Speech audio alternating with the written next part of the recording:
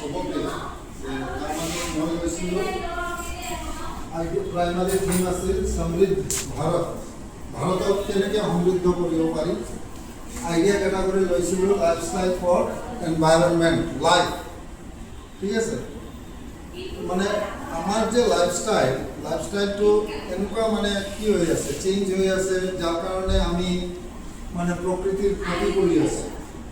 বিভিন্ন ধৰণে আমাৰ চাহিদা পূৰণ কৰাৰ কাৰণে এই ক্ষতিৰ কাৰণে আমাৰ এনভাইৰনমেণ্ট কি হৈ আছে, পলিউটেড হৈ আছে। আৰু তাৰ ৰিজাল্ট আমি পাই আছোঁ, বিভিন্ন ধৰণৰ বেমাৰ হৈ আছে মানুহ, বিভিন্ন ধৰণৰ এনভাইৰনমেণ্টেল চেঞ্জ হৈ আছে। এতিয়া চোৱা, নৱেম্বৰ মাহ আহি গৈছে কিন্তু ঠাণ্ডা নাই, গৰম, গ্ল'বেল ৱাৰ্মিঙো বাঢ়ি আছে। আমাৰ লাইফষ্টাইলটোৰ কাৰণে যে এনভাইৰনমেণ্টত যিটো ইম্পেক্ট পৰে, এইটো মেইন কাৰণটো হ'ল আমি কি কৰোঁ যে গাৰ্বেজবিলাক য'তে ত'তে পেলাওঁ, কোনো মেনেজমেণ্ট নাই, ছিষ্টেম নাই, গভৰ্ণমেণ্টৰ ফালৰ পৰাও ইমান এটা সহায় নকৰে, তথাপি মানুহে কি কৰে, য'তে ত'তে গাৰ্বেজবিলাক পেলাই দিয়ে। এই বিষয়ে মই আমাৰ চবঞ্চলত আমাৰ কমিউনিটি আছে, তেখেতে দুই এটা ক'ব, মানে লাইফষ্টাইলৰ বিষয়ে, যিটো এনভাইৰনমেণ্টৰ ওপৰত প্ৰভাৱৰ ওপৰত।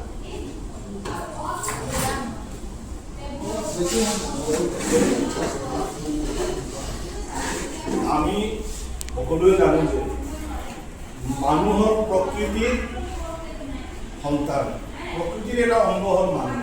যেনেকুৱা জীৱ জন্তু তদ্ৰূপ মানুহ এটা প্ৰকৃতিৰ অংগ, মানে প্ৰকৃতিৰ লগত মানুহ থাকিব লাগে। কিন্তু সভ্যতাৰ অগ্ৰগতিৰ লগে লগে মানুহে উন্নতিৰ বাবে অন্ধ হৈ গৈছে।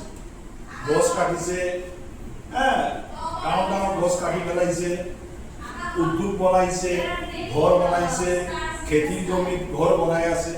এইবিলাক কৰি কি হৈ আছে, আমাৰ পৃথিৱীৰ পৰা গ্ৰীনাৰী, সেউজীয়া বস্তুটো নাইকিয়া হৈ গৈছে।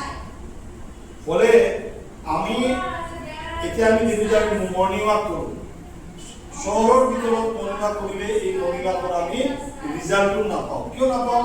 অলপ পিছত গাড়ী আহিব, গাড়ীৰ ধোঁৱাটো নাকত সোমাব, এই মৰ্ণিং ৱাকৰ কোনো কাম নাই।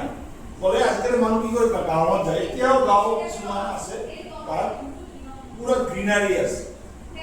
মানুহৰ লাইফষ্টাইলটো এনেকুৱা কৰিব লাগে যে প্ৰকৃতিৰ লগত মিলিব লাগিব। যদি এটা গাছ কটোৱা